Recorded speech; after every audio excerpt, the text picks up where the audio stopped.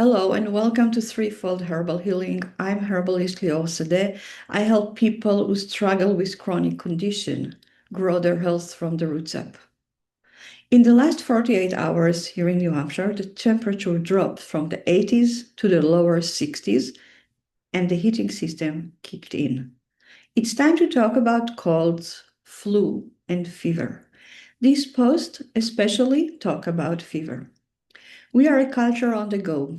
We don't have time for our bodies, not when we are sick and not when we are healthy. When you or your child gets sick, it is a disturbance to productivity. You even might feel like a failure, as if you didn't do something right.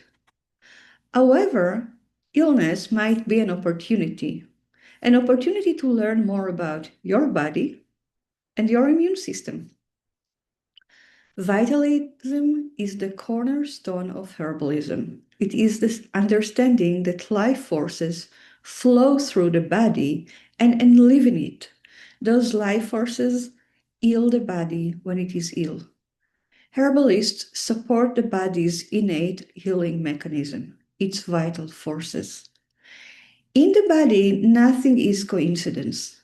Everything is functional. What is the function of fever? Understanding how and why the body develops fever is crucial before you design a care plan.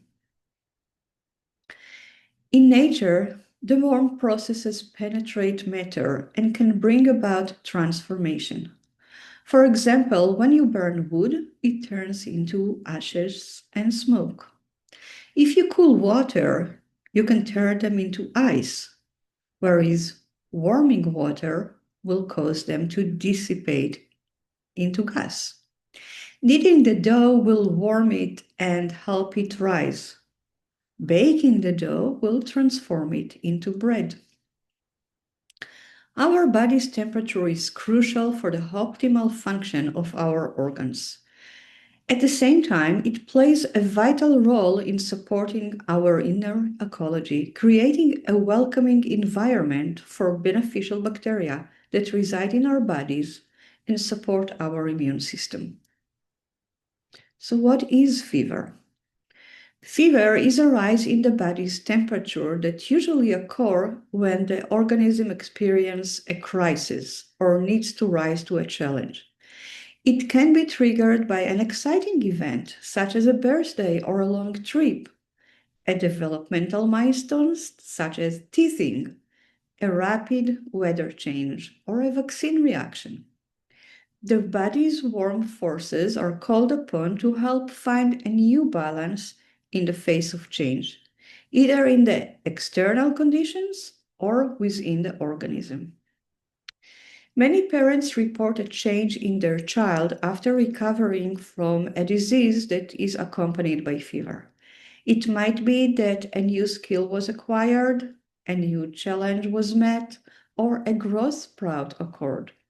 Like bread, fever allowed the soul to knead the physical body to bring more balance, growth, and individuation into the developmental processes. Our reaction to disease and fever is very subjective. Some people might react to fever by feeling lethargic. Those people just want to sleep it over, while others feel irritable and restless. Some people go on their day as normal while having fever without any other symptoms. If you assess disease by only objective marker such as lab tests or the number on the thermostat, you might choose the wrong strategies for caring for the sick person. Every time you get sick and get better, you train your immune system and increase your resilience. Being patient with your body and allowing it to do the work instead of trying to solve the problem for the body will boost your immune system in the long run. A couple of weeks ago, I wrote about body as an ecology, and I also recorded it here on YouTube, where difference in pH, temperature, and humidity affect the types of biome or bacteria that reside in different areas of the body. Fever is your body created an environment that is unwelcome to pathogens. Fever is often considered a disease, but fever, like cough, inflammation, and congestion, is an immune response. You want to think of fever as your body's attempting to protect itself. Instead of a disease you want to fight or suppress, fever is your ally. Your body's baseline temperature is unique to you. Fever is an elevation of your body temperature.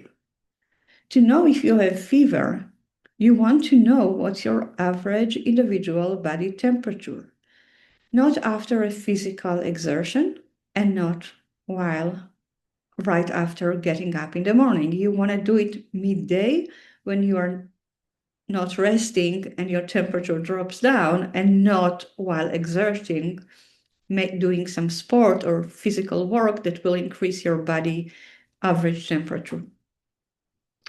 So how does it work with fever in the body? How does fever works in the body when you are sick? When a pathogen enters your body, a white blood cell in the mucus sends a message to the hypothalamus in your brain. The hypothalamus regulates the body temperature. When it gets the message from the immune system that a pathogen has invaded the system, it will say to itself, there is a problem in the body, and then it will dial up the baseline temperature. So even if you began with 97.4 as body temperature, suddenly 97.4 is too cool for you, and the body will want to raise the temperature higher to meet a different baseline. The body response is to feel cold because the hypothalamus tells it that the average body temperature is 101 or 102, so the 97 point something will not be sufficient. That is why you shiver in the early stages of fever as the body tries to generate more heat. The influenza virus dies at about 100 to 101 degrees Fahrenheit without any white blood cells touching it. The virus will die out of heat exhaustion. So raising the temperature while having flu is actually an adaptive functional reaction of the body to those specific pathogens, virals. To increase the temperature, the body closes the skin pores so the heat does not escape the body. There is part of the sensation on your skin when you have chills is because all your pores are closing. So how an ideal process work?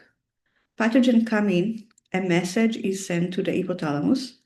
The hypothalamus dial up the body temperature by increasing circulation and energy production and by closing the pores. The virus die, the pores open, you sweat, the fever breaks, and the toxin leave your body via the sweat. But that's not really how real life happens. You know that. You have a vital force working to keep you healthy, but pathogens also have vital forces that work to keep them healthy. So how does it really happen in real life? Pathogen come, a message is sent to the hypothalamus. The hypothalamus dial up body temperature, increasing circulation, energy production, and closing the skin pores. The virus is still trying to reproduce. The body is feeling too hot. So it's lower the temperature a little bit by open the pores and you sweat out some.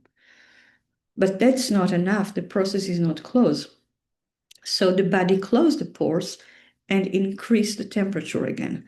So what you do is the body open and close the pores alternating, creating more heat and then letting go of some heat. Creating more heat and letting go of some heat. So that the body manages the temperature through opening and closing the pores of the skin until it finally is able to get rid of all the virus. Shutting down the skin pores completely will overheat and dry the body. On the other hand, when all your pores are totally open, all the heat that you generate escape the body. After a while, the virus dies, not before you sneeze it out and offer it to any other person around you. The body opens the pore, the fever break, which results in sweating. You sweat out a lot of sweat, water, but with it, some salts and some viral and waste product. So, what is the conventional approach to fever? We all know it. Conventional medicine and a holistic approach to healing share the same understanding of how the fever process works in the body. However, while traditional medicine is looking to shut down the thermostat in the hypothalamus, a holistic approach will support the body attempt to manage its temperature by opening and closing the skin pores. In conventional medicine, when the temperature gets high, people take NSAID. NSAID medicine lower the temperature by dialing down the thermostat, not by ventilation. By doing so, they interfere with the body's ability to fight off the virus. Moreover, your white blood cells work more effectively at elevated temperature than at your average body temperature. So really, when you reduce fever from the hypothalamus, you kind of reduce your body capacity to heal the virus. When you take drugs that reduce fever, you interfere with the immune process and inhibit one of the ways the body uses to fight pathogens. Suppressing fever in a person with flu will lead to more shedding of the virus, so more people will catch the flu and you have more sick people. So, what do we do as an herbalist or as a holistic care practitioner? Understanding the body's intention and how we can support it instead of suppressing it mean that you broaden your perspective and look beyond the fever. When you are sick and spike a fever, you don't necessarily need to take herbs or any remedies. Sometimes all you need to do is wait and trust that the body is doing its thing and it will be resolved by itself. Rest, drink bone broth, chicken soup. If you're fixed on the thermometer, you check the thermometer to assess how someone is doing. Instead, try observing how the person is doing by looking at their behavior. For some, a low-grade temperature feels miserable. For others, a high temperature doesn't much affect their function.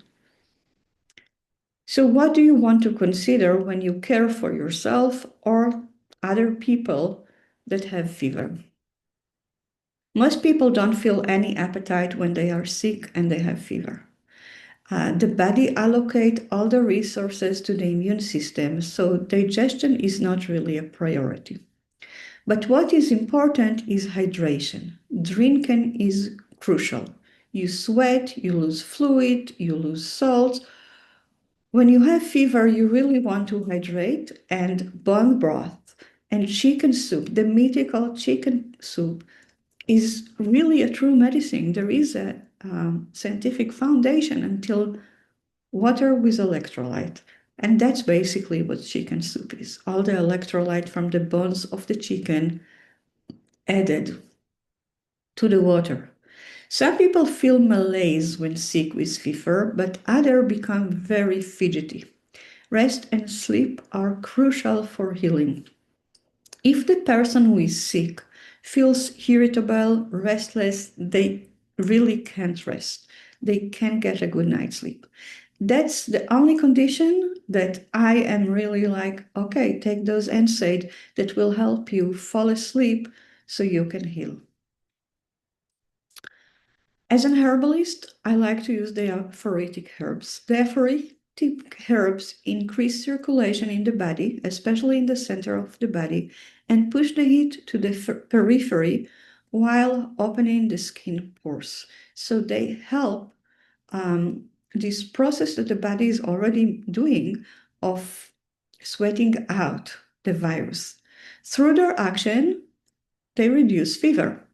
So one of those herbs that I really like to use, and it's a sweet herb, is elderflowers. Many people know about elderberry for supporting the immune system, but the flowers are a gift.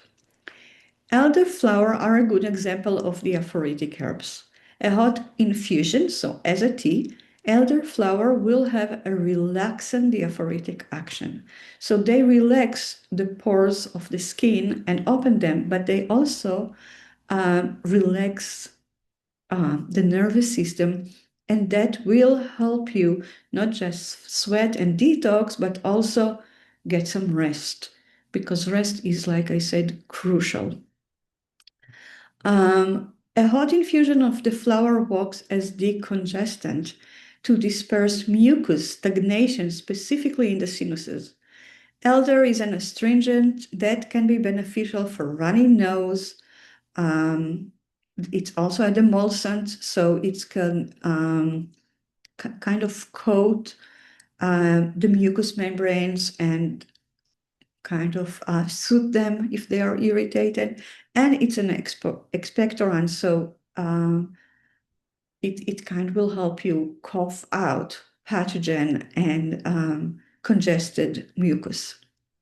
The fever reduction when you use elder is not dramatic. Instead, it is a gentle lower by 1 or 2 degrees that can help the ill person get the much needed rest. Confidence when you treat yourself is important. And taking care of a person with fever is kind of, it's important, but you learn it. It's something that you learn a lot along the way. So if you feel fear and anxiety when you care for your children or you care for yourself or your partner, when they are ill, maybe you should go to the doctor. Because if you come from a place that you feel anxious, it doesn't help them relax. You want to feel relaxed, center. You want to feel like you know what you're doing. Fever is not, it's not, it's not a risk usually. That's what I wanted to say. But you need to be sure and in your safety and in your family safety when you take care of the person with fever. So those were my 2 cents about fever. Thank you for taking the time to listen. I hope it was beneficial and you can take something from it and support your family with it. I wish you a healthy season and I'll see you soon. Bye.